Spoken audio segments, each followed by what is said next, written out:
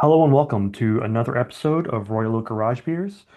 We're joined today by myself, Stephen Arena, and our usual co-hosts, Matt Wilkins and Eric Harrison. How you doing, guys? Doing Doing well. well. All right. Well, we've got a lot in our episode today. We're going to hit on a few news items as we usually do. And for the main segment, we will definitely be talking about manufacturing, something us Detroiters know a lot about. So it should be a good show for us today.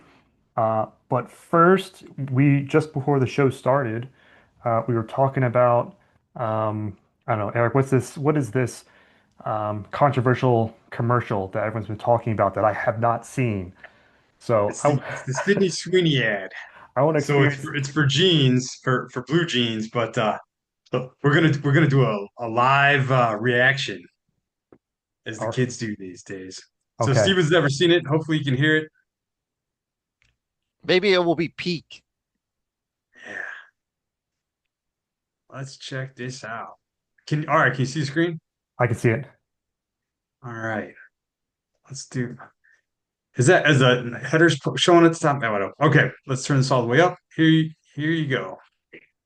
We have an eye color. My jeans are blue. In her ad with the popular clothing company, Sorry. eugenics in this new ad. Jeans are passed down from parents to offspring, often determining traits like hair color, personality. We have an eye color. My jeans are blue. In her ad with the popular clothing company, the So what do you think? Okay, I mean, So it's for me, this is just pure like manufactured outrage. Like people just being upset. Let's no matter what somebody does, obviously it's to drive engagement. It is to get people to react. So what's Steven think though? Is this a live reaction? yeah. I mean, like honestly, I saw some secondhand coverage of this, and like I get the context that's of Nazism that's going on today. I guess it'd I, be eugenics. I mean, that is the yes, term. eugenics. I I agree with Matt. I think this is like definitely meant to provoke some sort of reaction. Doesn't make me mad, but yeah, definitely meant to provoke reaction. Yeah, apparently it's like all over right-wing media spaces about how leftists are losing their mind, but like, everyone's like, who cares? Like it's a dumb provocative ad, like who cares? Which is a correct response. Like it's just a dumb provocative ad. Yeah. Anyways, so yeah, that's Steven's live reaction. Yeah, I'd prefer it if she was wearing less clothes, but I mean that's my own personal preference.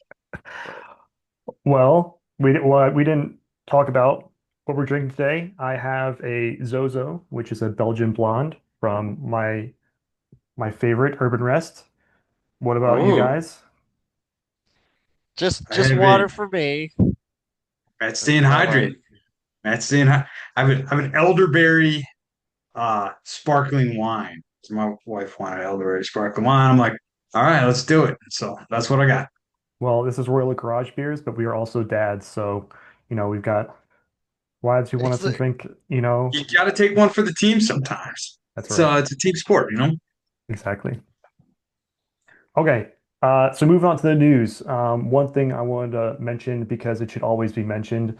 Uh, so Epstein and Trump, there's been a lot of controversy lately that's worth not forgetting about until we actually get a resolution and some release of documents. Unfortunately, we have a lot of people on his side, namely the House of Representatives. Uh, was it going on recess, right? In order Yeah, they're 5 going to to take a weeks. month off. You know, they get to make their own schedule. It's part of the rules, right? Yes. Pretty sad that we have some people in power covering up for someone who clearly has a high level of involvement with Epstein. I want to know what you guys are feeling right now. I mean, So for me, it's like more of the same. Like, to expect something else would be almost like naive. I think at my stage, like in the long term, does it cause like a avalanche of more and more problems until it becomes some kind of political unavoidable situation? I mean, it's entirely possible. I just don't see it happening just because, like, they always used to make jokes about like Clinton being like Teflon and nothing would they stick to him. But like that much more applies to Trump, where nothing ever sticks to him, and it's just the constant. I mean, that is part of the media ecosystem that he's built, is that it's constantly churning outrage, right? So there's always something new to be outraged about tomorrow, and you just continually get more and more upset. And then the old outrages kind of just fade into the background. So I saw some stat on Media Matters or whatever. They said uh, Fox News covered the fake outrage for the Sydney Sweeney ad for 121 minutes, and they did Epstein for 3. So that's the propaganda machine at work. But I want to hit on some. I took some notes. I wrote some things down. So one, I got a nice little list here. One, Trump is definitely on that list. That's my opinion, but he's definitely on it. Let's be real. Him and Epstein go back to being friends in the 90s. They were neighbors. Trump's on the logs. You know, Epstein was killed in prison. There were 2 guards there and cameras, and somehow like it all, Disappeared. what are the Yeah. odds that both like so we'll get to the book, but like the percentage chance that both guards aren't looking and the camera breaks at the same time, like you can actually do the math. Let's say both guards, there's like 1 in 1,000 chance that neither one of them's looking and the camera breaks, probably about 1 in 10,000. You can multiply 1 divided by 1,000 by 1 divided by 10,000. It's just some fun probability. You can do some math later. Trump's a creep. He did the beauty pageant thing, like the teens beauty pageant, like Yeah, he would always say like I could go in there and look at the girls, and yeah, yeah. So he's just always like been in the he's got a yes. history. Like the comments about his daughter, he's literally a convicted sex offender. Donald Trump is. The birthday card thing. I don't know if you guys heard about that. Yeah, Yeah, that, that came out with the Wall Very Street gross. Journal, right? And the Yeah, Murdochs. Wall Street Journal. Yeah, it's not like this is Wall Street Journal reporting on all this stuff. but There's also party with just them too. He met Melania through Epstein. Um, here's And another fun thing. previous girlfriends as well, right? And previous girlfriends as well, not just Um, there's an interview with Jonathan Swan with Trump talking about Epstein about he's like, oh, I wish her well, which is like the weird like, and then the way that Trump describes Epstein dying in jail is just super weird. Like you should check it out. Like looking back and knowing the things we know, it is insane. Um, the deputy attorney general went and talked to Ghislaine Maxwell and like didn't record it. He's floating pardons, and then the other thing is the original. So Epstein was in Florida under Bondi, and then he got the sweetheart deal, and then that guy who gave Epstein the sweetheart deal worked in the Trump administration. Like it, he's definitely on the list. and I heard something about there was a whole bunch of wire transfers that Trump did to Epstein. Yeah, I don't remember about that, but Yeah, there's yeah, like so it's like there's the old joke like where there's smoke, there's fire. So obviously there's a lot of I mean, it was like fire. yeah, yeah. So there's a lot of but again, like am I gonna like say like But oh yeah, this is let's see Donnie Wriggle out of this jam. All well, yeah. never. Oh, I did it again. Yeah. Fool me 10,000 times. Yeah. there's clearly, yeah, mounting evidence against Donald Trump, but the level of, I guess, I don't care, I'll just lie my way out of it, and his usual tactic of delay, delay, delay, right? With um, these very transparent, um, manufactured crises about Obama and the intelligence reports. And Right, to saying like, hey, Hey, it's a look over here. manufactured list. So when the list comes out, they'll say, oh, well, it was actually, fake because they manufactured the list that's under the Obama. that's the biggest thing is, there's presumptions that his strategy will be, I will get Ghislaine Maxwell to testify that there's all these other people, not Donald Trump, Mhm. were involved with Epstein. And so I just want to say right now, no one should believe Ghislaine Maxwell, who clearly has something to gain in a pardon, but also is a sex trafficker who's convicted and in prison right now. And lied in court, right? She lied under oath. Like she should not be trusted. Like I don't know if anyone believes that. I will sell them. I have infrastructure in New York City, bridges. I will sell them. I got special access. It's an incredible investment. I will personally sell to them. Well, let's move on to our next piece of news. I just wanted to mention there is something to watch in Texas right now. Um, the House Republicans in Texas are voting on redrawing a map at request from, well, Donald Trump and the and Pam Bondi to redraw the districts in Texas, the voting districts, so that, you know, the Republicans could get 5 more districts. I'm paraphrasing, but that's essentially the request from Donald Trump. This is really, I guess, concerning or deflating. I don't know, guys. Tell me what to think. So I mean, so this is called gerrymandering for those. This is like kind of a technical thing. So each state gets to decide what their own districts look like under because of the federal system. Gerrymandering has existed since like the 1800s. It's nothing new per se. Um, they've always been doing it on both sides of the political aisle in terms of whatever party has, tried to implement, specific districts that would favor their own votes. So it's not new. It's something that's happened a lot in the past. It's gotten obviously worse as time has gone on. Yeah, both sides do it. Republicans do it worse. And like a good way to identify a gerrymander, like they had this issue in Wisconsin. Like Democrats would get 49% of the vote and then win like 30% of the seats. That's like a very easy way, like statewide, to see that there's gerrymandering. Like the Supreme Court's like looked at that, but that's actually when the Supreme Court made sense. But yeah, Yeah, it's a pervasive problem. Getting right. And worse. some states like Michigan has passed some measures to stop gerrymandering and have basically the independent district creation that's not a nonpartisan district creation, which is not it's never perfect per se. But to actually fix the issue, you would actually have to implement like a constitutional amendment, policy changes, laws being passed. You would have to actually do structural changes to the system to make things better, which takes like political will, which And like leadership. doesn't exist Yeah. anymore to make positive political changes. Um, so that would be the real fix to the issue. But yes, it is a problem. It does need to be fixed. You need to have a more democratic process. Okay, thanks for that. Let's move on to our main segment then, which is to talk about manufacturing. Remember, this is a show about uh, men living through the age of Trumpism, and right now, us manufacturing folks are living through the world of Trumpist tariffs. So, there's a lot to, I don't know, pivot to react to. So I think probably to start off would be really helpful for our listeners who don't know us is to maybe go around the room and guys tell us your experience in manufacturing in general, what you do, and yeah, go from there. So for my case, I've been working in automotive manufacturing in sales for automotive manufacturing since 2007, since I graduated college. So I mean, that's almost 20 years now. I started right before the kind of economic Great Recession crisis. Like the first year, it was like we had a giant Christmas party and everything was good, the volume was high. The way that kind of automotive works is that you need to have like high volume in order to kind of recuperate a lot of your like fixed costs. There's a lot of fixed costs, investment heavy.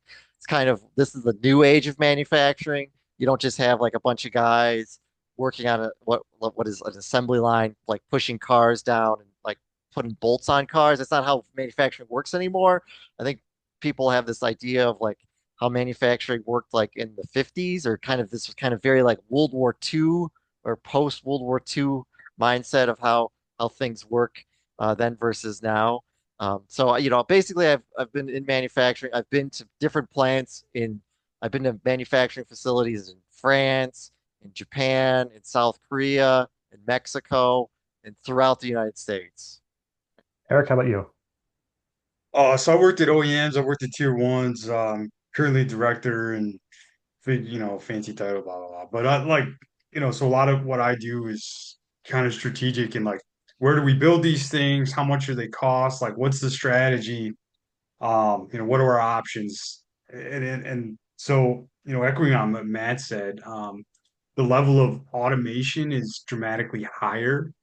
And the own and it's going to keep increasing, right? Because I mean, these In are developed repetitive countries, I should tasks. say that in developed countries, like if you go Yeah, yeah. I somewhere, mean, like right. these are repetitive tasks, and like the robots do better with repetitive tasks. So there's definitely going to be some some tasks which are highly skilled what a robot won't do too well. But anything repetitive is gonna be you want to automate it.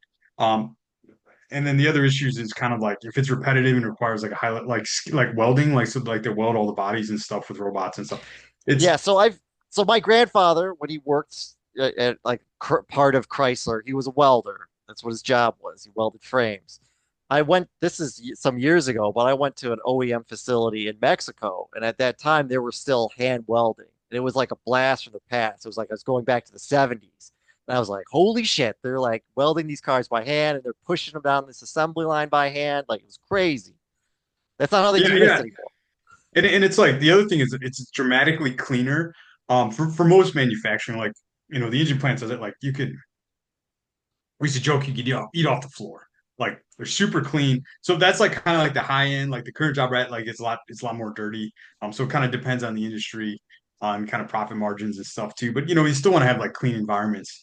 The other aspect of automation is actually kind of like on the front office side because I remember going through Essex Engine Plant and they had an area probably the size of half a football field of just cubicles, like half a football field, and three people worked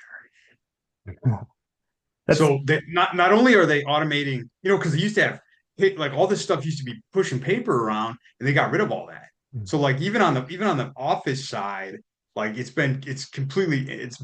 all very automated, and so it's very lean. It's globally competitive. Like these goods travel. With volume. I think it's with volume. With lower volume stuff, you still have a lot of manual labor, Yeah, yeah, depending. exactly. So and that's what kind of like there's economies of scale, it's really interesting. There are only car companies that make money with like a million more units or like 300 units. There's nothing in the middle. So, which is really interesting for like a Rivian, and Tesla didn't really start making money until they got over a million. Everyone kind of, all the automobile companies used to all die like in that kind of couple 100,000 Yeah, you're like range. half pregnant. You get half pregnant, you Yeah, can't exactly. So, can't because you scale. you have you have the fixed cost, like it costs like $1 billion to make a modern car, and there's so much safety. I always use the phone example. There's 500 components in this phone. It's like basically the only safety requirement is it doesn't catch on fire. We're like, we make suspension bits, and they're tested like crazy. Just like one suspension thing takes months and months to get on the market, even if it's an existing part. And people don't appreciate that. They're like, "Oh, we'll put a car together." But And there's yeah, reasons for that. There's reasons because cars in the old timey times were fucking death traps. And the OEMs in the old timey times did the cost benefit analysis of, well, I don't need to put an extra bracket in the back. And if you get in a rear end accident and the gas tank explodes and it kills a whole family of four, well, that only will happen 1 out of 10,000 times. So it's easier and cheaper if we just pay off the dead family than putting the 50-cent metal bracket in. yeah. Hashtag Ford Pinto. I was So like that, like man. I thought at first that started off like I thought you were gonna go like the Chris Farley route with like the Callahan brakes, and then it kind of veered into Fight Club real quick. But I don't know. I just find that. So we've established, yeah, that manufacturing today is very different from what it was, yeah, in the 50s or the middle of the century. But what would you like manufacturing to look like in the near future if you had your way, I guess? Eric, you mentioned like automation. Is that the best path forward for the United States, in your opinion? It's a mixed bag because like you're going to automation. have to be globally competitive. That's the Yeah, one thing that's that the people you have to got to be understand. Like, you got to be globally China and competitive. India, like, they don't necessarily, some of their industries are very highly automated and some of them are not. And it depends on the volume and situation. But, like, there are 50 car companies in China and they are producing vehicles, maybe not quite at the same safety standard that they would be required in the United States, not all of them, but they are quickly learning that and are adapting. And part of the old deal to be a manufacturer in China, you had to have a partnership with a local domestic Chinese manufacturing. And they gathered all that knowledge and experience from working with foreign automakers and leveling up their capability. That now the first company to break that kind of system was Tesla. So they let Tesla come in as a fully, foreign entity because they wanted to further the expansion of electric vehicles. But, by having those forced joint venture partnerships, they gained a lot of knowledge and built up their, domestic automotive manufacturing. And then now they're pushing out the foreign automakers because of, that leveling up of capability.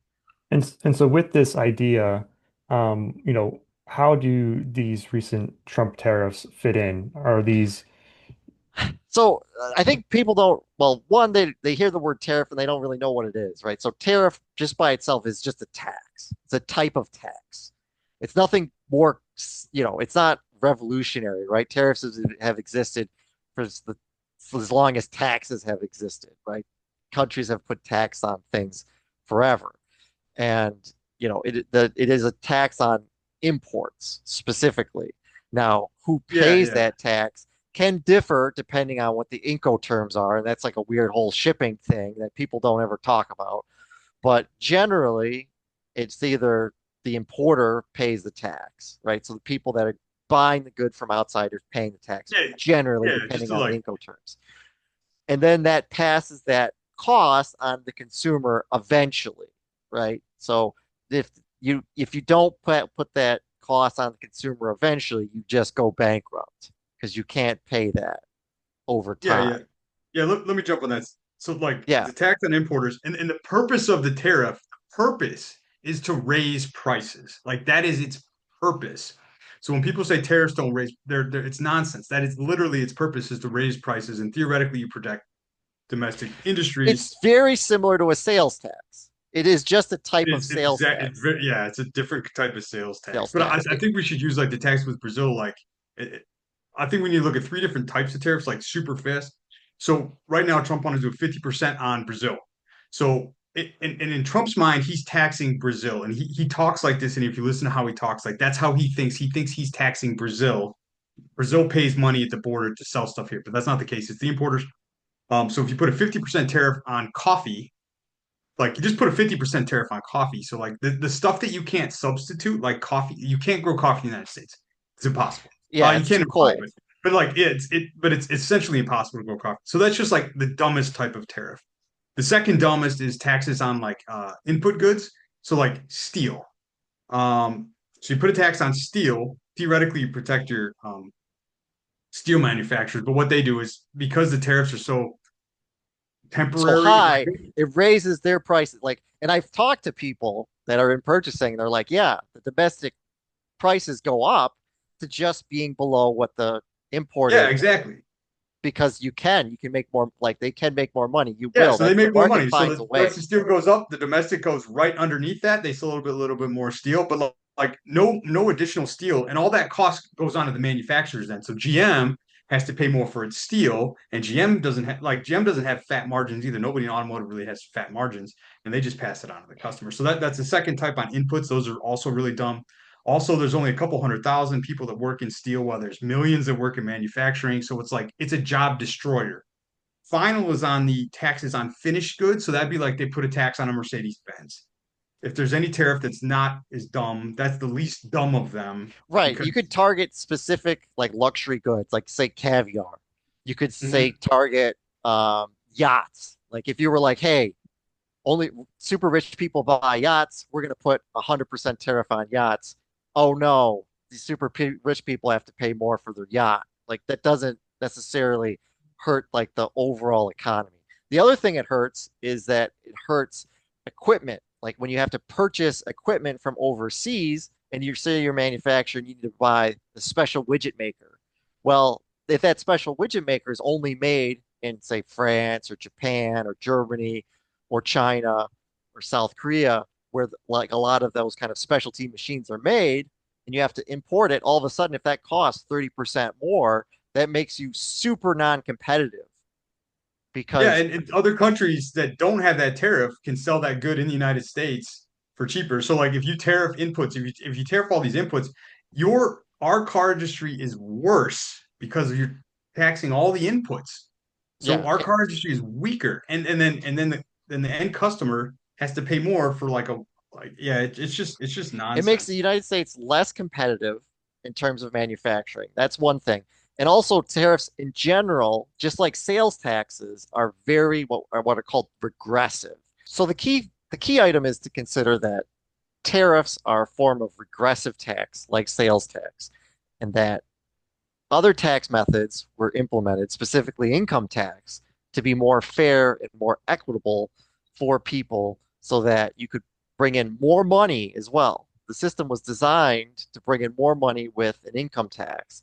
And that's why you have been able to grow, you know, the federal government and grow the military, or what became the military industrial complex, and also fight very expensive wars and fund other programs by having that income tax system, which would not be possible with purely a sales tax or tariff-based system without causing massive disruptions within kind of communities and within people.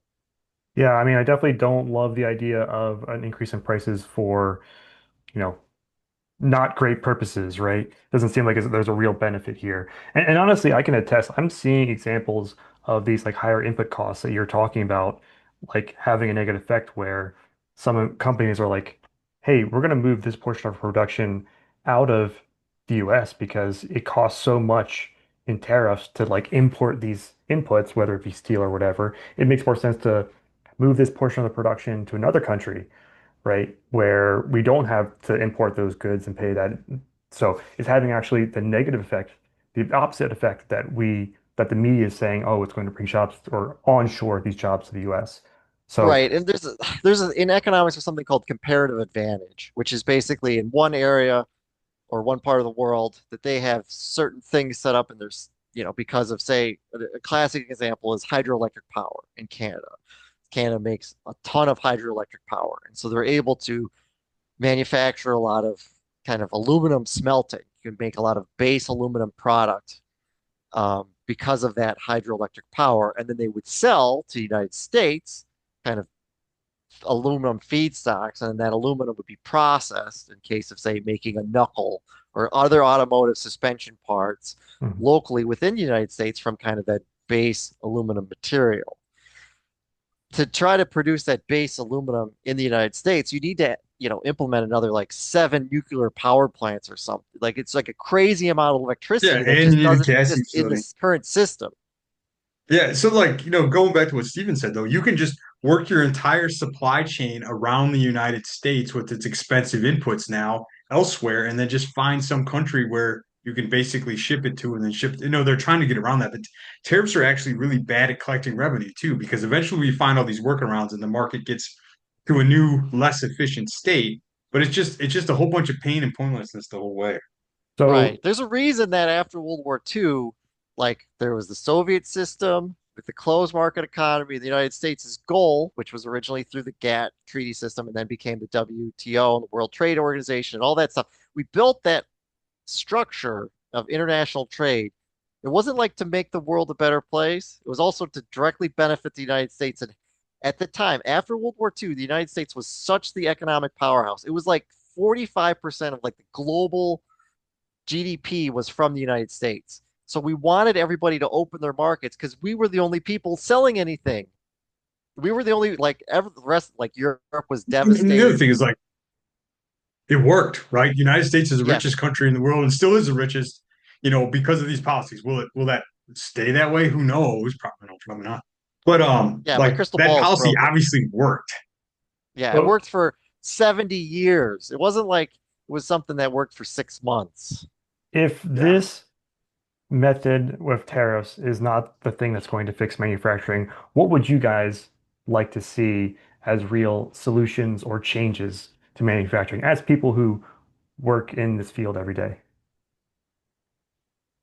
So I Right. think you're gonna have to have, like, automation isn't gonna go away. You're gonna have more and more automation. You're gonna have that just to be competitive, especially at high volume. Like there could be niche, small volume manufacturing that specialty stuff that you're not going to have as much automation. That's fine. Like that's always going to be there in that segment.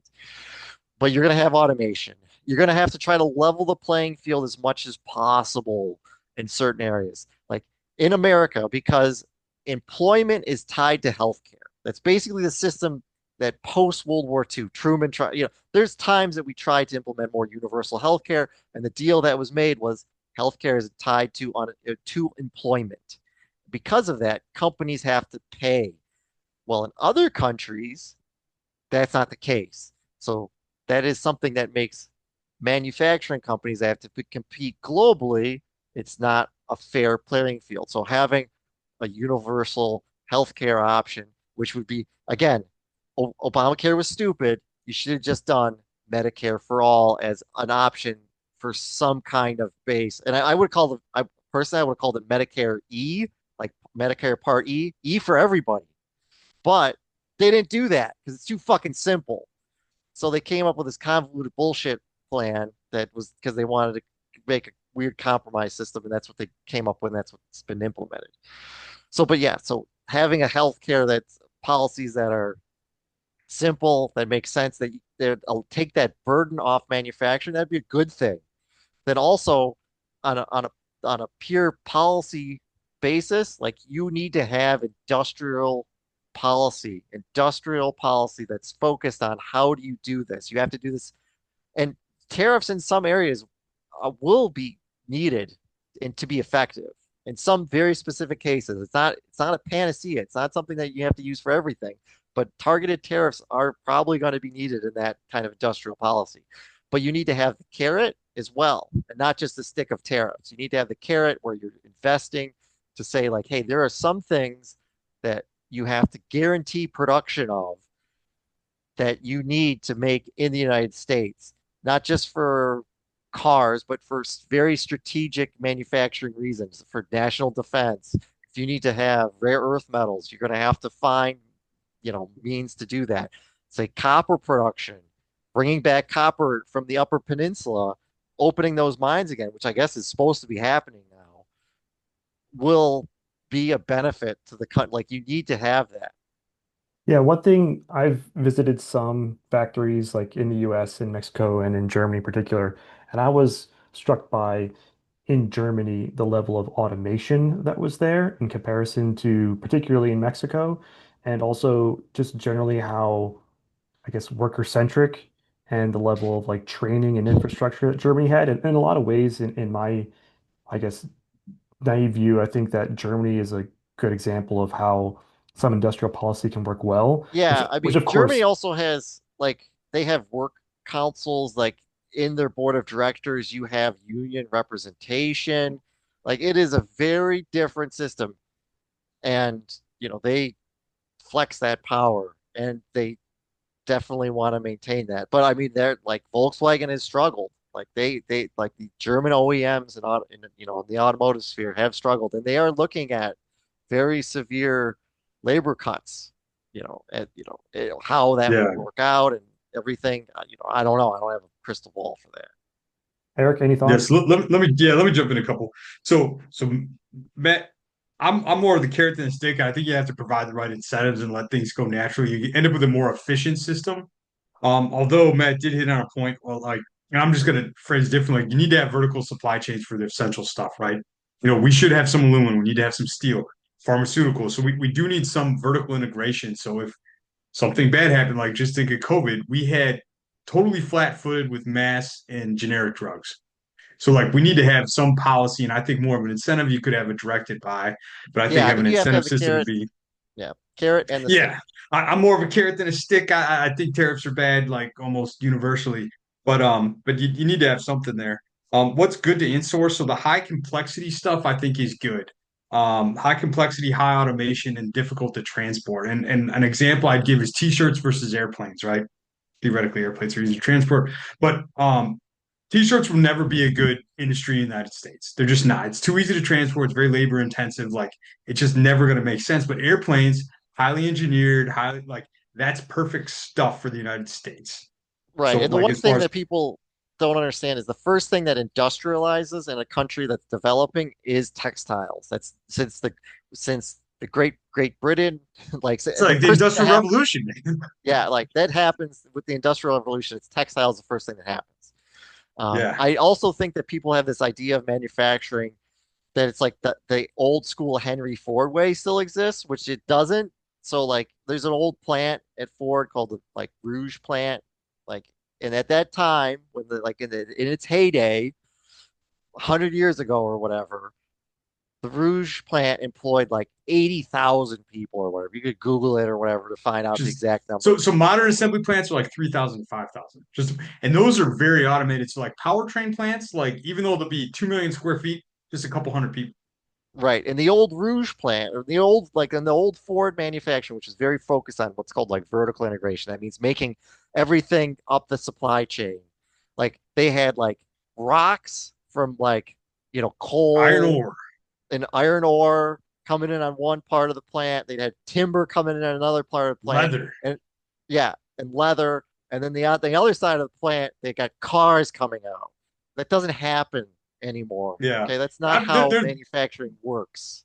yeah, there's reasons for that because like the real quick example, not divulge too much, like paint lines. So one customer likes this kind of paint, one customer like this kind of paint. Like to vertically integrate, you end up with a paint line that's underutilized because everyone else wants different paint. So that's why there's more like people are more specialized Yeah, now. underutilization. It's because there's so much capital intensity and there's so much more components. Like I'm putzing around with this old 60s Mustang, and the level of simplicity in that car is like shockingly simple. Like I took out the fuel tank. Okay, the fuel tank is basically just the bottom of the trunk with some bolts on it.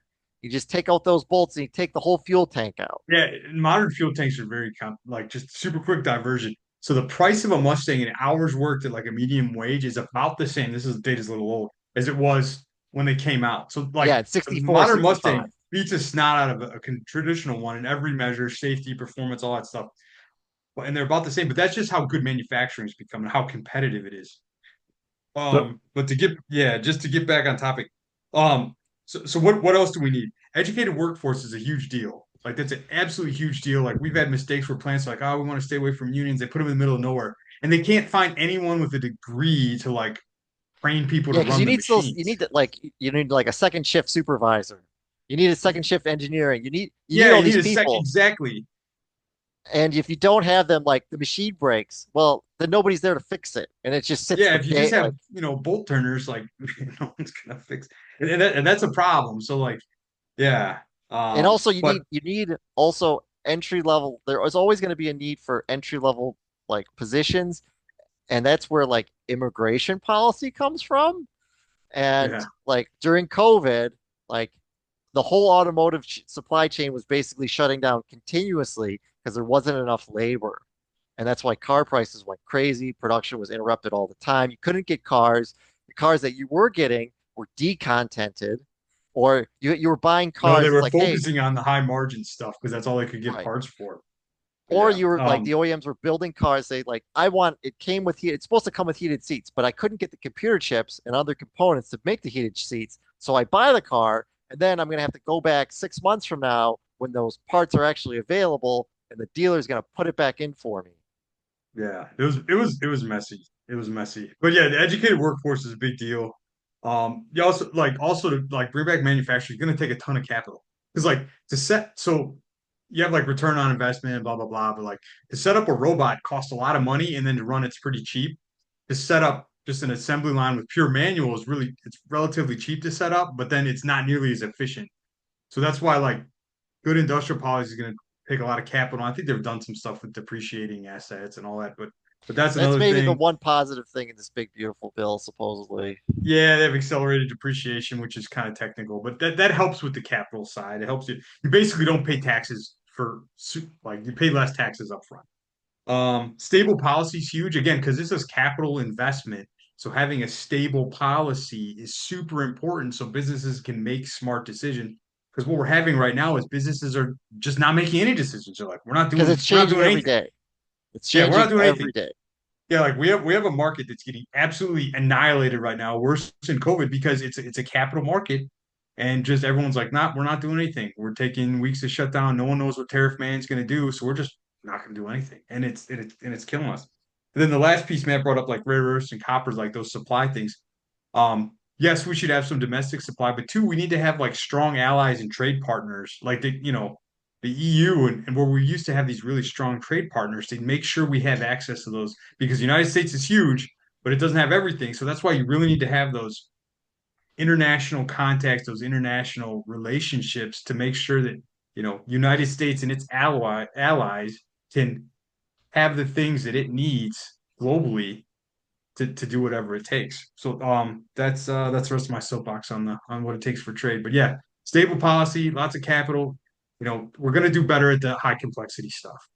Yeah, and I That's it. mean just the current like whipsawing, the tariffs changing every day. I mean, what I see is just that, yeah, as Eric said, there's nobody's doing anything, and it's put like commercial, manufacturing, commercial vehicle manufacturing is just in a full-on recession at this point, lower than COVID production. That was going to be my next question. I know we are quite over time, but I think it's very worth it because manufacturing is very important to all of us, especially on this call. So to wrap things up, I would like to get one or two sentences from you guys. What predictions do you have for manufacturing in the next few years in one or two sentences? I think I'll it's go really first. just going to be a struggle. I don't know. I don't have any. So here's my take is I think there's some degree of tariffs are going to linger. That's going to cause some price effect, and then people are going to be substituting out of cars and stuff, coffee stuff that gets tariffed and other stuff. So it's not going to be insanely inflationary, but the overall economy is going to slow down. People were expecting the economy to grow 1.5%. Now it's like less than 1%. So the overall economy is going to slow down. The capital goods, I think, is eventually going to catch back up, but it's going to be like an extremely stagflation. This term was around a couple months ago, but it's going to be stagflation. Basically, is going to happen. Like the tariffs are going to cause because you're injecting inefficiency into the system.